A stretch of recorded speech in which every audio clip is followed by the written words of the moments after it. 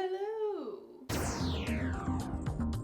Sorry, I don't know what that was. Anyway, welcome back to Haley's Comment, or hey if you're new. Today, I'm super excited for this video because I'm going to be reacting to the new TanaCon documentary. So Michael Weist, or whatever the heck his name is, said in the Shane Dawson documentary that he was going to be creating a documentary on TanaCon of his own. And I have been so excited to see it because he really talked about how he was gonna redeem himself. Everyone would see that Tana was in the wrong and that he's in the right. And so I've just been kind of waiting for it to come out. And apparently it's been out for 2 days, which is baffling to me because I am a religious YouTube watcher. I watch YouTube literally constantly and I keep up with YouTube drama. So the fact that this came out and didn't make a big rumble on YouTube is strange, in my opinion. I'm hoping that maybe more YouTubers talking about it will get the ball rolling and people will be able to see his side of the story, because we didn't get to see a whole lot of his side of the story. I feel like it was mostly Tana in Shane's documentary. So this is kind of his time to shine, his time to explain what happened. If you guys are new here, I make conspiracy theory videos. I did a TanaCon conspiracy video that I'll have up here. I also do story times, mukbangs, all those type of sit down videos, mental health videos as well. And I've been wanting to do some reaction videos, but I haven't really had anything interesting to react to. So I'm really excited for this opportunity today. All right, so what I am looking for today, two things. I have two things that I'm really hoping this documentary addresses. One of them being capacity. Number one issue at TanaCon was capacity. Everything could have gone smoothly. They had great YouTubers lined up. The lobby wasn't the best, but considering the amount of time they had to put it together, if the capacity had not been an issue, everything probably would have went okay. Michael specifically said that the Marriott told them that they would be able to fit more people in than were actually able to. They have come out and said that they were pushing the capacity, but they definitely did say that Marriott lied to them, and so I'm hoping that there's footage of that. Another thing that I'm looking for is how Tana was acting during all of this, because Michael was trying to say that Tana just didn't do anything, left it up to him, which, I mean, that is the service he's providing her, event planning, so whatever. But he's trying to say that she didn't do anything, whereas she's trying to say that she did so much and she was so involved. I'm interested to see kind of what happens with that, but I'm taking it with a grain of salt because Tana isn't able to defend herself in this documentary. We'll see what happens. All right, without further ado, let's just get on into it. It's an hour and a half long. A little long for YouTube, but we're just gonna start. Ooh, my coffee. I gotta go get my coffee. Here we go. Hey sis! I'm like barefooted. 30,000 people fit in a huge ass convention center. Normally me, I'm very like, oh, no one's gonna show up. But like last year, like at VidCon, just like going to restaurants, we go in the restaurant, like one person gets Snapchat, we'd walk out and there'd be hundreds of people. So they're acknowledging that there's a crap ton of people that's gonna be there. So they knew. So this is only with like tweets! yeah. With tweets! Like It's so fun at this point because they're so excited. You can tell they had no idea. now we got like 1,000 fucking gift bags and shit like that. God, yeah, that's scary. I capped it at 5,000 paid tickets. Tana, if we sell this event out, you know we'll profit $400,000. They'd profit $400,000. What's up with the refunds then? This is the layout of the floor. This is where the event space is. So they're really jumping into, they already know where they're having the event. What about the whole process of them getting to that point? This is the back entrance for creators to come actually into the hotel. Entering the hotel is not gonna be chaotic. Nope, all That's back what we in. need to talk about, panels, meet and greets, and performances. That's Yeah. why I'm so stressed out. It's weird how the expressions of everyone else in the room, they're just like not happy at all. They look like dead inside. I think we'll sell so many tickets at the door too. I agree. We're doing 2 tents outside. One is if you already have a ticket, and it's like registration. One's buying tickets. We are Tents. Coachella. Oh, literally. Saturday will be the main day because it's gonna start at 8 a.m. So like. Obviously. It's Saturday, she'll be asleep. It's gonna start at 8 a.m. She's gonna be asleep at her own convention. Come on, Tana. Like, that's not even funny. Should I come up with Emma. ideas for panels?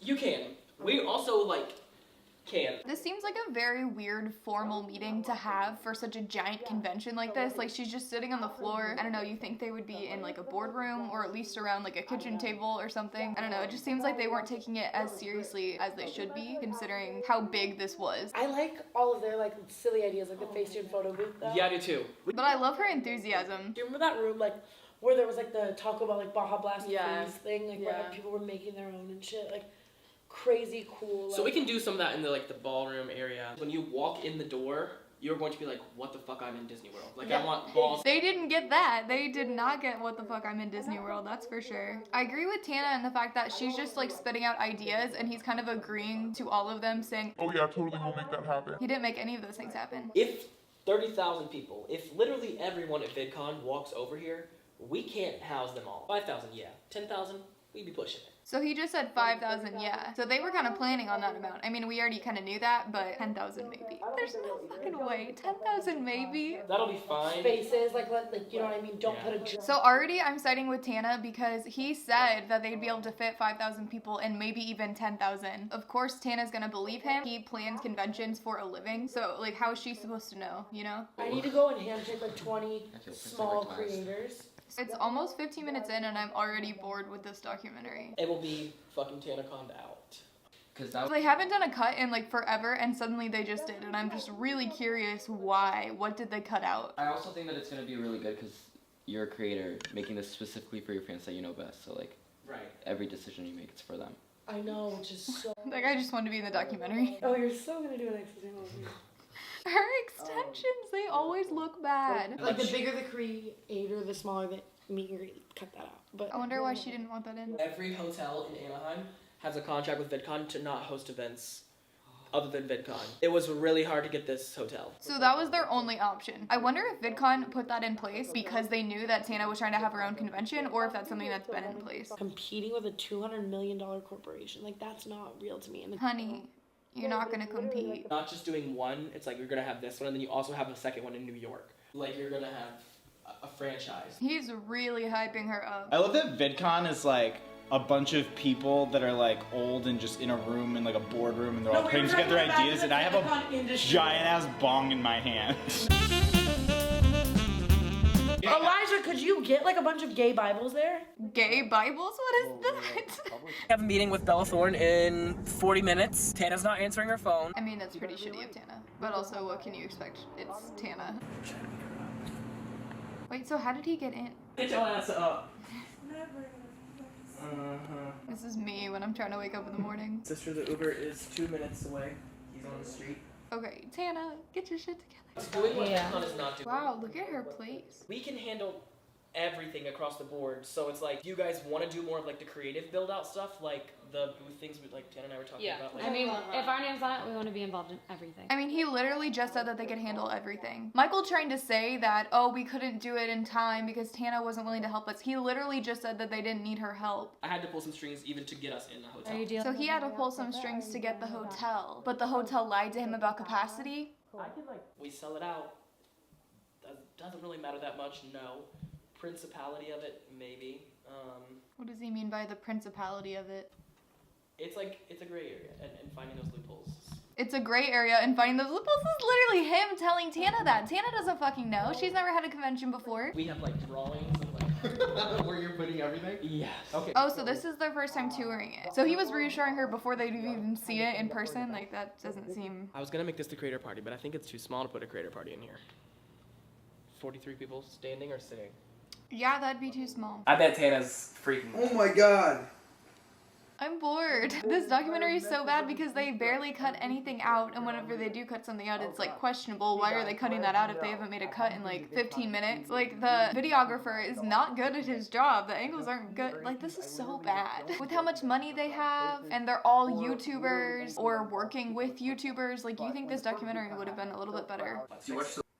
They just literally cut off in the middle of a sentence. Do we have any update on signage? See, this seems more like what they should have been doing to begin with. They're at a round table, they're chatting, they have a whiteboard, like this is an official meeting. It's like frankly $65 for a 2-day pass to an event that has bigger... Yeah, that is a good deal. If it would have worked out, I know everyone was kind of giving them crap because they said it was going to be free and then most of it wasn't free. You can't throw a giant event like this and have it be completely free. $60 is very reasonable. But considering what they got out of it, a sunburn and like a bag with a condom in it, maybe not so reasonable then. I don't want to say trial and error, but a lot of it's this learning experience. It was definitely a learning experience. Yep. Well, it was nice to meet you. I'm going to check my mark. Yeah, man, I'm about to go outside. It was nice. Who is this dude? Just some random guy, and then he's just hyping Michael up. Fucking 3 in the morning. 3 in the morning. Where's Tana? And your PETA stickers, a PETA card. So much PETA. I approve. That's nothing. Why are they so excited to put that in? The welcome speech, the vows, whatever, like, I didn't know that the other people were gonna do speeches, so I just wanted to. So they are literally planning this so last second. Like, they haven't even talked to the creators about how this is all gonna go down. I mean, yeah, you need a space, you need decorations, but if the creators don't know what they're supposed to be doing, it's not gonna go well. She seems really genuine here.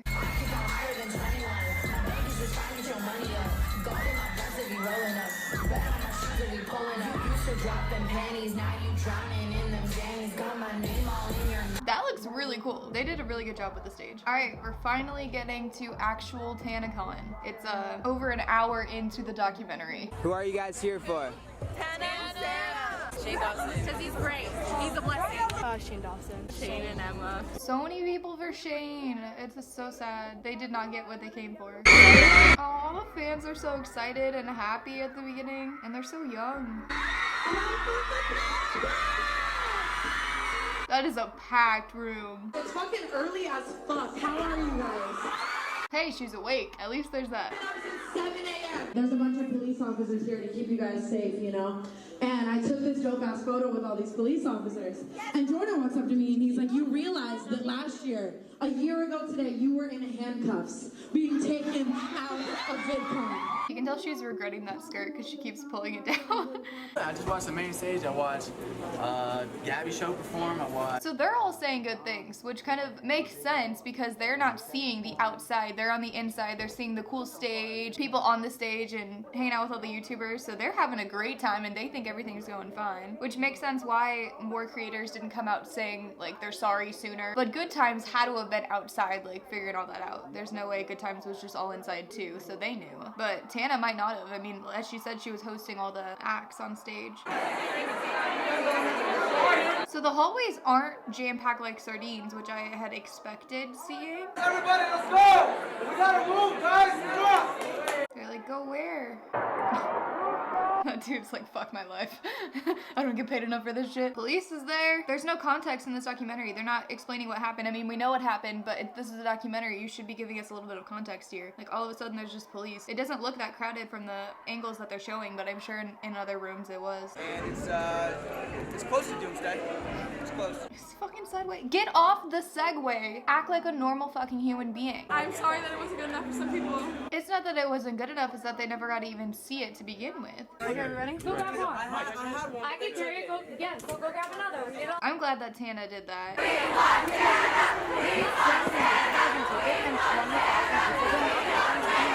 Like that's so crazy. And what happens is the 15,000 people are. She's just manipulating these children. I mean, I don't know if Tana really believed these things to be true at the time, because I'm sure that's what Michael told her, so she might have. But if she didn't, she's literally manipulating these children. You guys are doing your best. It's their idol, of course they're gonna say that. I never expected 20,000 people to show up. They knew that 20,000 people weren't there.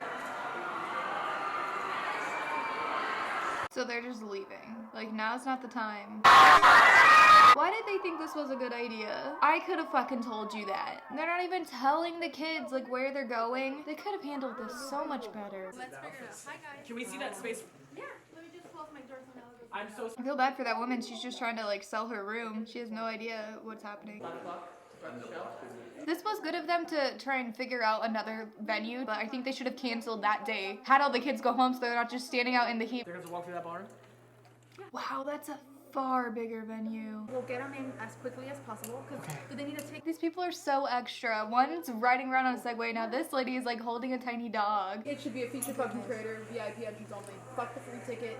Yeah. If we sit and dwell on how much it sucks, we're not gonna get anything done. We literally have to have the mentality that we're still the top-notch social media company in the game, and we have to pull off exactly what we said we were gonna pull off, and we're gonna do it. I like that girl. That's what you have to provide. What happened to all the kids? Like, why aren't they showing that anymore? Did everybody go home at this point? That was a failure in security, for sure. That was a failure of security. I think when the hotel got a little worried and the police were brought in, it just became escalated really quickly. So it was as quick as it seemed in the documentary, I guess. I still feel like there had to have been a little bit of build-up. Like, they had to have realized over time that it was getting out of hand before suddenly the police showed up. They called the police for a reason. At the end of the day, I cannot have it shut down, or I would literally be run out of business. Like, I can't. It's bad for you, it's bad for you. It's bad for him. How's it bad for him? He didn't do anything. They kept saying no. I was literally like, I'm begging you, in the hotel meeting. They said no 6 times.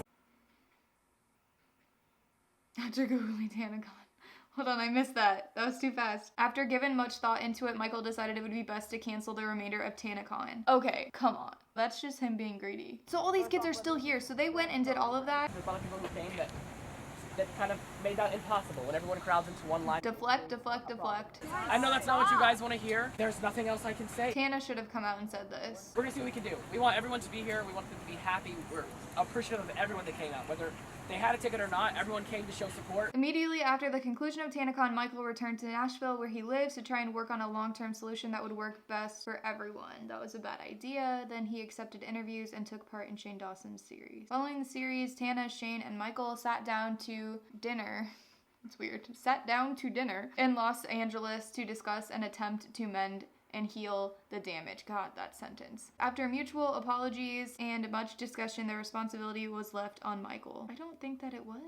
I think Tana took the hit for this, not Michael. After exploring all options, it was clear what he had to do. On October 17th, Michael filed for bankruptcy due to estimated loss of $700,000 from TanaCon. That's rough, dude. As Michael continues his life, he is excited for the future but declined interviews. This is your own company. I think you could have fucking afforded to do an interview. Well, alright. Something I noticed earlier on, the description of this video says, after making international headlines, TanaCon was shut down following safety concerns and riot hazards due to an estimated 15,000 unregistered guests arriving at the event.